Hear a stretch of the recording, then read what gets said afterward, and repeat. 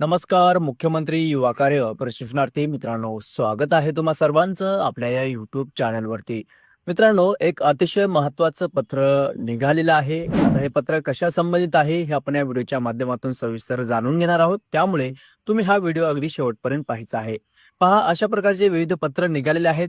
या पत्रास अनुसरून मी काही तुम्हाला आनंदाची बातमी म्हणून सांगणार नाही, परंतु या पत्रामध्ये नेमका मजकूर काय आहे हे आपण जाणून घेण्याचा प्रयत्न करूया. पहा, माननीय कौशल्य विकास, रोजगार व उद्योजकता महाराष्ट्र शासन उपायुक्तांमार्फत थेट पत्र पाठवण्यात आलेलं आहे. प्रति माननीय मुख्य अप्पर सचिव कौशल्य विकास, रोजगार व उद्योजकता विभाग, मंत्रालय, मुंबई यांना.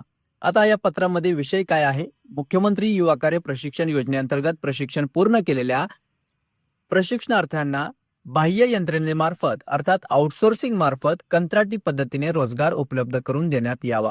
आता विविध जे काही पत्र प्रशिक्षणार्थ्यांच्या सातत्याने पाठपुराव्यानंतर जिल्हा कौशल्य विकास, रोजगार व उद्योजकता मार्गदर्शन केंद्रांमार्फत काढण्यात आलेला आहे.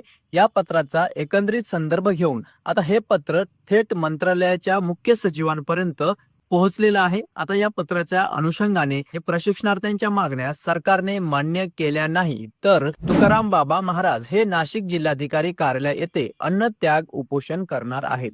तसेच या पत्रामध्ये अजून एक महत्वाचा मुद्दा मांडण्यात आलेला आहे, तो म्हणजे प्रशिक्षणार्थी अभिलाल दादा देवरे हे देखील रास्ता रोको आंदोलन करणार आहेत. अशा पद्धतीचा थेट इशारा सरकारला देण्यात आलेला आहे, अशी माहिती या पत्रामध्ये नमूद करण्यात आलेली आहे. आणि ही सर्व माहिती जी आहे ते सर्व विभागीय आयुक्त कार्यालय तसेच सर्व जिल्हा सहाय्यक उपायुक्तांना या पत्राची प्रत पाठवण्यात आलेली आहे. मित्रांनो, ही महत्त्वपूर्ण अपडेट आहे. आता जी काही प्रशिक्षणार्थ्यांची मागणी आहे, इव्हन जे बाह्य यंत्रणेमार्फत जी काही पदे भरण्यात येणार आहेत ती पदे नेमकी कोणती आहेत, तर गट ड लेवलची अर्थात जे सहाय्यक पद आहे, शिपाई असेल, तांत्रिक सहाय्यक असेल, संगणक ऑपरेटर असतील, सुरक्षा रक्षक असतील किंवा आरोग्य खात्यातील जे सहाय्यक कर्मचारी असतील, तर या विविध पदांवरती हे बाह्य यंत्रणेमार्फत ही पदे भरण्यात येत असतात. आता मुळामध्ये तुमची जी काही नियुक्ती आहे ती कशा पद्धतीने असेल, कोणामार्फत असणार आहे, शासनामार्फत असेल का, तर नाही. तुमची नियुक्ती जी आहे ते शासन विभागामार्फत परिपत्रक जारी करण्यात येईल आवश्यक मनुष्यबळासाठी. तर त्या ठिकाणी शासन मान्य कंत्राटदार असेल किंवा एजन्सी असेल ती नेमली जाणार आणि त्या एजन्सी मार्फत प्रशिक्षणार्थ्यांची निवड किंवा कर्मचाऱ्यांची निवड जी आहे ते त्या ठिकाणी केली जाणार.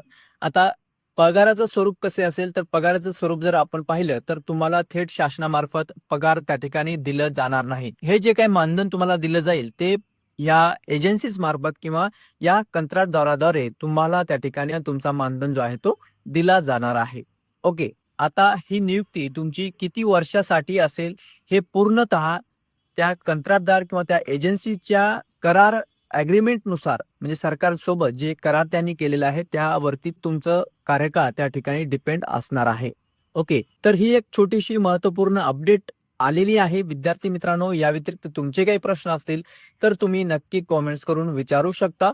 या व्यतिरिक्त माझा तुम्हाला एक प्रामाणिक सल्ला राहील की शासनामार्फत विविध डिपार्टमेंटच्या माध्यमातून पदभरती राबविण्यात येत आहे, त्यामुळे तुम्ही त्या पदभरतीचे देखील फॉर्म भरायचं आहे. ओके. सो भेटूयात पुढील अपडेट घेऊन नवीन व्हिडिओच्या माध्यमातून. तुर्तास आपण या ठिकाणी थांबूया. धन्यवाद.